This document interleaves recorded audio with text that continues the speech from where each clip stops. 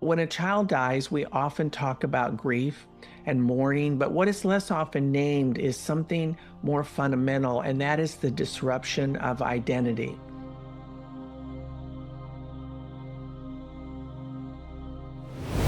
Welcome, I'm Dr. Sharon Spano. I'm glad you're here today. In the last episode, I talked about what this space holds and why it exists. And today I want to begin where many parents find themselves, often without language. And even the people around them don't often have the language to talk about what it means beyond the loss. That moment when identity breaks for a parent. So when a child dies, we often talk about grief and mourning, but what is less often named is something more fundamental, and that is the disruption of identity. For most parents, the role of being a mother or father is not something you do, it's something you are. And it organizes time, it shapes relationships, it gives meaning to effort, sacrifice, and love. And when a child dies, that organizing structure collapses. Not temporarily, not symbolically, but structurally. The loss beneath the loss is how I like to think about it. And one of the reasons that parental loss is so difficult to speak about, I want you to really think about this because I know it's something that came up for me every time I was on an airplane and someone would ask me if I had a child. Think about this. There is no word, at least not in the English language, for the loss of a child. We have words like widow and orphan, and you can say those words and people know immediately what you mean. But for us as parents who've lost a child, that word, those words that signal identity change are not available to us. But when a child dies, that parent then is left without that language to describe who they are in the here and now. You're still a parent, and yet the role no longer functions the way it once did.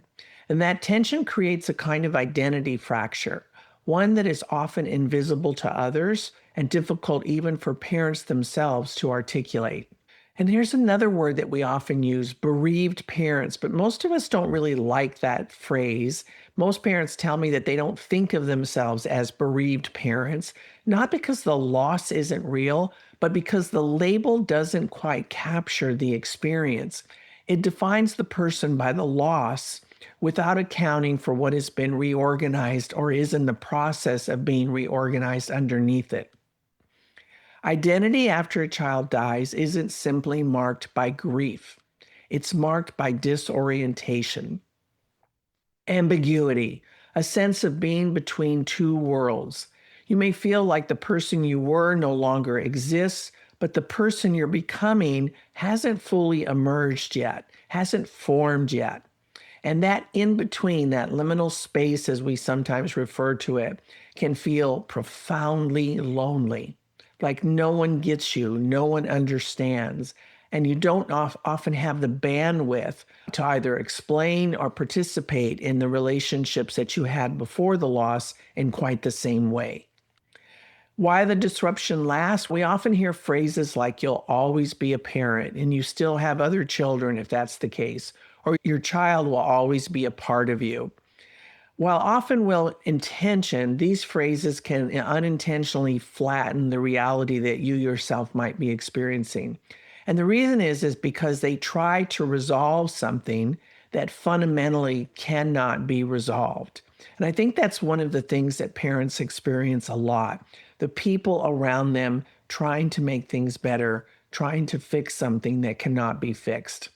The truth is, identity doesn't snap back into place after a loss like this. Again, it reorganizes and it does so very slowly, sometimes painfully over time. And for many parents, that reorganization happens quietly, long after support has faded and attention has moved on. So again, identity is not something that you fix. This is where many parents feel pressure by those around them, loved ones who are, again, well-intentioned, to be okay again, to reclaim a version of themselves that no longer exists. But identity after loss is, again, not something to be repaired. It's something that evolves over time. And evolution doesn't follow a timeline. I remember for me feeling for the first several years after my son passed away that, I was functioning, I was working, I was doing all the things. I had a social life, whatever. But it wasn't until year 5 that I started to feel like I had really come alive again. And I'm often heard to describe it as it felt like I had a paper bag over my face for those 5 years. And then someone lifted it off on year 5, oddly enough, and I was able to see and hear and breathe again. So for every parent, it's different. But again, evolution doesn't follow a timeline. It's going to occur when it occurs, and only you as a parent will know. So there is no moment when you might suddenly know who you are now. I didn't know who I was now at that 5-year mark, but I was beginning to feel a sense of becoming alive again. And then the rest of that process took many, many years. So there are only moments of recognition then that may pop up, like the one I just described. Sometimes fleeting moments, but what I want to call your attention to is the opportunity to pay attention and acknowledge those moments, because again, it's information. The body, your system, your nervous system, your physiological system, your psychological and emotional systems, they're all giving you signs that you are evolving and that something is occurring within as you move through this process called grief. And when something feels a little more settled than before, you want to acknowledge that as well. One of the things that can help you is to name the break at the very beginning. And that's going to, again, depend on your type of language, your specific situation. But one of the most important things we can do is name what has happened. We don't have to explain it and we don't have to solve it, but to acknowledge it. Because when identity breaks, it's not a personal failure. And that's a really, really important and key point to remember. I know after the loss of a child, I just had lunch yesterday with a dear friend of mine who lost her son a few months ago. And of course, we go through all the reasons and scenarios of what could have been different. And if this hadn't happened, or if I had known, and that's part of that process. But eventually to accept that none of this is a personal failure, it just is. It's a natural response for us to try to figure it out or solve it or resolve it or get over it when we've experienced such a profound disruption.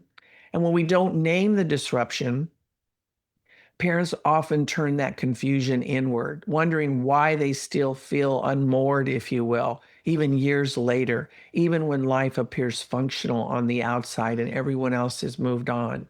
I would say that for most of us, we feel unmoored or at least definitely changed for life, no matter how many years go by. So I'm going to be doing a few solo casts for the beginning of this new podcast that we've just launched. Again, Beyond the Loss, Life and Identity After a Child Dies.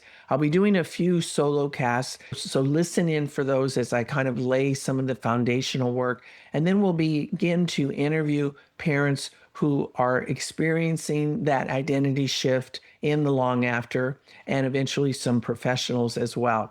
So in the next episode, I want to talk about what comes after this identity break. Again, what I call the long after, and have been referring to in some of my shorter videos, the period when the world expects life to return to normal, but nothing quite fits the way it once did. For now, if this episode has put language to something you felt or experienced but couldn't quite name, know that you're not alone in the experience. I'm happy that you were able to perhaps find some language here in this podcast as we begin to unpack some of these concepts. And I want to remind you again that you don't need to arrive anywhere and you don't need to rush whatever is still unfolding within you. Thank you for listening. This is Dr. Sharon Spano reminding you to take gentle care, and I'll see you next week.